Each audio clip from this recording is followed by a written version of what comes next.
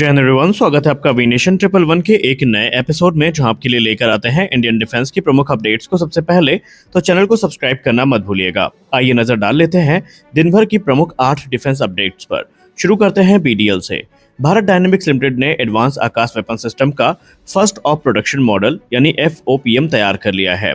FOPM का मतलब होता है पहली पूरी तरीके से तैयार प्रोडक्शन क्वालिटी यूनिट, यानी अब इसका बड़े पैमाने पर उत्पादन किया जा सकता है। आकाश सिस्टम की बात करें तो ये दुश्मन के फाइटर जेट, ड्रोन और क्रूज मिसाइल को हवा में मार गिराने के लिए सक्षम है और आपने ऑपरेशन सिंदूर में इसका व्यापक पैमाने पर यूज देखा है। एडवांस आकाश की बात करें तो इसमें हमें बेहतर रेडार और ट्रैकिंग सिस्टम देखने को मिलता है, ज्यादा एक्यूरेसी देखने को मिलती है, अपग्रेडेड इलेक्ट्रॉनिक और गाइडेंस सिस्टम देखने को मिलता है और तेज प्रक्रिया और बेहतर कॉम्बैट कैपेबिलिटी देखने को मिल जाती है। यानी भारतीय सेना का एयर डिफेंस अब और ताकतवर होगा और इंडिजिनस सिस्टम से हमारी जो विदेशी निर्भरता है वो कम होगी और युद्ध में हम और जल्दी रिस्पॉन्स कर पाएंगे। ITM और ऑर्डिनेंस फैक्ट्री बोर्ड मिलकर के 125 mm और 30 mm के APF SDS यानी आर्मर पियर्सिंग गोला बारूद विकसित कर रहे हैं, जिनका लक्ष्य है भारत के टैंक्स और इन्फेंट्री फाइटिंग व्हीकल की फायर पावर को और घातक बनाना।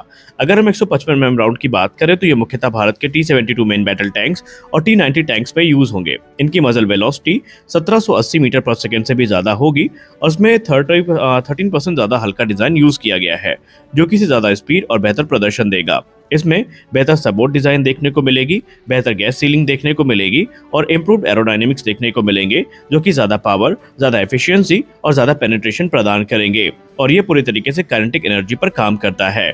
अब 30 mm के राउंड की बात करें तो ये छोटे वाहनों और ऑटो कैनन में यूज होगा, जिसकी मजल वेलोसिटी 1207 मीटर पर सेकेंड की होगी और ये एंटी स्पिनिंग फेंस के साथ होगा, जिससे इसे बेहतर स्टेबिलिटी और एक्यूरेसी मिलने वाली है। पेनिट्रेशन की बात करें तो ये 50 mm के जो लाइट आर्मर है उनके खिलाफ काफी इफेक्टिव माना गया है। इसका फोकस लाइट व्हीकल, बंकर्स और जो बैटलफील्ड थ्रेट्स हैं उनको खत्म करना होगा। भारत के कई प्रतिष्ठित मीडिया संस्थान जैसे कि TV9 भारतवर्ष और टाइम्स नाउ की रिपोर्ट में बताया गया कि भारतीय नौसेना को राफेल के ट्रेनर वेरिएंट जो है ये 2026 के अंत तक मिल सकते हैं। पहले इनकी डिलीवरी 2028 में अपेक्षित थी। ये शुरुआती जेट्स ट्रेनिंग के लिए यूज होंगे और ये कैरियर कॉम्बैट रेडी नहीं होंगे, यानी इनको कैरियर पे हम लैंड और टेक ऑफ नहीं करवाएंगे। कुल 26 राफेल जेट की डील फाइनलाइज करी गई है। इसमें से 22 single seater Rafale M variant है और 4 twin seater Rafale B variant भी है। ट्रेनर जेट पहले मिलने से पायलट और ग्राउंड स्टाफ की ट्रेनिंग जल्दी शुरू होगी और बाद में आने वाले जो कॉम्बैट जेट हैं उनको सीधे ऑपरेशनलाइज कर दिया जाएगा। ये जेट INS विक्रांत और INS विक्रमादित्य पर तैनात होंगे और पुराने MiG-29 को सपोर्ट करेंगे, लेकिन जो ट्रेनर वेरिएंट हैं ये शोर बेस्ड टेस्ट फैसिलिटी में ट्रेनिंग के काम में आएंगे। और अगर हम राफेल M वेरिएंट की बात करें तो उसमें हमें मीटियोर और एक्सोसेट जैसी घातक मिसाइल्स देखने को मिलेंगी, जो कि काफी ज्यादा लीथल है। वहीं तकरीबन इनमें 80% जो पार्ट्स कॉमनैलिटी है वो इंडियन एयरफोर्स के साथ है, जिससे इनका लॉजिस्टिक और मेंटेनेंस काफी आसान होने वाला है। सभी जेट की डिलीवरी को 2030 तक पूरे करने का लक्ष्य रखा गया है। हमारी अगली बड़ी रिपोर्ट ईरान को लेकर आ रही है। ईरान के विदेश मंत्री अब्बास अराक्ची ने कहा कि स्ट्रेट ऑफ हॉर्मुज को अब भारत सहित 2 मित्र देश हैं उनके जहाजों के लिए खोल दिया गया है। इन देशों में भारत, चीन, रूस, इराक और पाकिस्तान शामिल हैं। ये फैसला इसलिए लिया गया क्योंकि स्ट्रेट बंद होने से तेल, गैस और खाद की सप्लाई पर असर पड़ रहा था। अंटोनियो गुटेरेस ने भी इसको खोलने की अपील करी थी। हालांकि अभी सिर्फ नॉन हॉस्टाइल यानी कि गैर आक्रामक जहाजों को ही गुजरने की अनुमति मिली है और ईरान ने ये चेतावनी भी दी है कि जो भी जहाज यहाँ से गुजरेंगे उन्हें ईरानी नियमों का पालन करना होगा और पहले कोऑर्डिनेशन जरूरी होगा, यानी उन्हें पहले समन्वय बनाना होगा। आपको बता दें, कोऑर्डिनेशन ना होने की वजह से कल एक शिप जो खाद्य सामग्री लेकर पाकिस्तान जा रही थी उसको रास्ते से ही लौटा दिया गया था। ईरान ने साथ साथ ये भी कहा कि अभी हालात पूरे तरीके से सामान्य नहीं हुए हैं, लेकिन ईरान इस समय सीमित शर्तों के साथ हॉर्मुज मार्ग को खोल चुका है, जिससे भारत जैसे जो देश हैं उनमें ऊर्जा की सप्लाई को राहत मिलेगी। लेकिन हालात अभी पूरी तरीके से सामान्य नहीं है जब तक युद्ध चल रहा है। ब्रह्मोस प्रोग्राम से जुड़े DRDO के पूर्व वैज्ञानिक सुधीर मिश्रा सर ने PTI से बात करते हुए कहा कि भारत अब डिफेंस टेक्नोलॉजी में काफी हद तक आत्मनिर्भर हो चुका है। DRDO तीनों सेनाओं, आर्मी, नेवी और एयरफोर्स की जरूरतों को पूरा कर रहा है और ब्रह्मोस ने हाल ही में ऑपरेशन सिंदूर जो युद्ध हुआ था उसमें उसने बड़ा फर्क डाला है और उसकी कैपेबिलिटी से प्रभावित होकर हम ये कह सकते हैं कि आने वाले 3 से 4 वर्षों में भारत बड़ा डिफेंस एक्सपोर्टर बन सकता है। उन्होंने कहा कि अगर हम ब्रह्मोस के प्रभाव को एक शब्द में समझाने की कोशिश करें तो इसने दुश्मन को ऑपरेशन जारी ही नहीं रखने दिया। मजाकिया तरीके से उन्होंने पाकिस्तानी PM को ब्रह्मोस का ब्रांड एम्बेसडर भी कह दिया। उन्होंने कहा कि हमने ब्रह्मोस को लगातार इवॉल्व किया है और आने वाले भविष्य में इसके जो फ्यूचर के वेरिएंट होंगे वो इससे भी ज्यादा घातक होंगे। उन्होंने कहा कि ऑपरेशन सिंदूर में हमने ब्रह्मोस की असली कैपेबिलिटी देखी है कि ये मिसाइल कितनी कैपेबल है, और इसका बड़ा फायदा हमको ये देखने को मिलेगा कि बहुत सारे देश जो इसको लेकर कंसीडर कर रहे थे खरीदने के लिए, अब वो ओपनली आकर भारत से बात भी कर रहे हैं और हमारे लिए एक्सपोर्ट अपॉर्चुनिटी भी खुल रही है। एक तरफ जहां आज अमेरिका के साथ कुछ बड़ी डील फाइनलाइज हुई है, तो उसी समय एक खतरे की घंटी भी बज रही है और डिफेंस के गलियारे में हमारे जो पूर्व अधिकारी हैं और डिफेंस एक्सपर्ट हैं, उन्होंने प्रश्न करना भी शुरू कर दिया है कि क्या जनरल इलेक्ट्रिक पर हम आंख बंद कर जो भरोसा कर रहे हैं वो सही है। जनरल इलेक्ट्रिक ने कहा था कि 2026 तक हम F404 इंजन को बड़ी संख्या में डिलीवर करेंगे, लेकिन दुख की बात यह है कि 5वें इंजन के बाद अभी तक भारत को 6ठा इंजन भी डिलीवर नहीं किया गया है।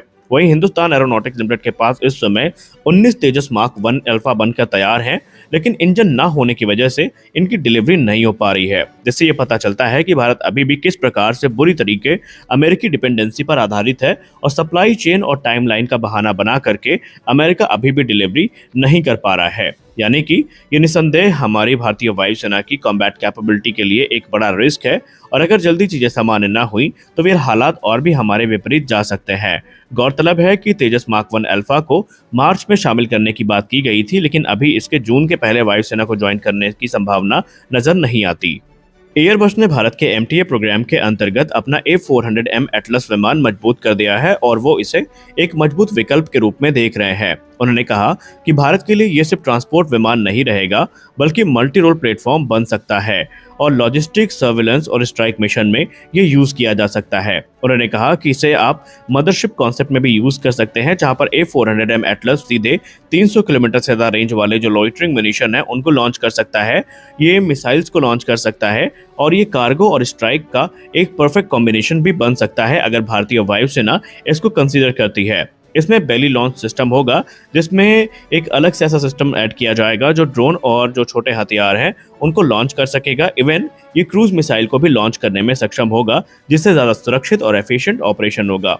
युद्ध में इसका फायदा ये होगा कि बिना दुश्मन के क्षेत्र में घुसे हम हमला कर पाएंगे, लंबी दूरी से प्रिसीजन स्ट्राइक कर पाएंगे, इससे जोखिम कम होगा और प्रभाव ज्यादा होगा। हालांकि A400M एटलस को इस समय C390 मिलेनियम से अच्छी खासी टक्कर मिल रही है। यूं तो Bharat 5th generation fighter aircraft को खरीदने पर विचार कर रहा है, लेकिन यह प्रक्रिया अभी भी शुरुआती और अनौपचारिक चरण में फंसी हुई है।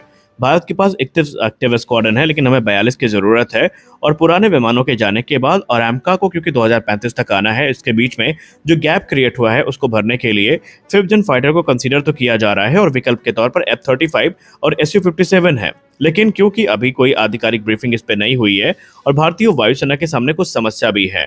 भारतीय वायुसेना के सामने पहली बड़ी समस्या है ट्विन सीटर विमान का ना होना। भारतीय वायुसेना टेस्टिंग के लिए ट्विन सीटर जेट पर निर्भर करती है और F-35 और फैलन दोनों में ये अभी फिलहाल कोई वेरिएंट पॉसिबल नहीं है। हालांकि फैलन का ट्विन सीट वेरिएंट तैयार किया जा रहा है। अब क्योंकि भारतीय पायलट इन जेट्स को खुद टेस्ट नहीं कर पाएंगे, तो ऐसे में भारतीय वायुसेना इनको लेकर कॉन्फिडेंट बिल्कुल भी नहीं है। हालांकि भारतीय वायुसेना अपना इवैल्यूएशन प्रोसेस आगे बढ़ा रही है और आने वाले भविष्य में क्लियर हो जाएगा कि क्या हमें ये डील फाइनलाइज करनी है या फिर ये डील स्क्रैप होने वाली है। लेकिन अभी के लिए कोई भी निर्णय इंडियन एयरफोर्स ने नहीं लिया है। तो आज के इस वीडियो में बस इतना ही। आशा करते हैं वीडियो आपको अच्छी लगी होगी। वीडियो अच्छी लगी वीडियो को लाइक करिए, नए चैनल को सब्सक्राइब करिए। मिलते हैं अगले वीडियो में, तब तक के लिए जय हिंद।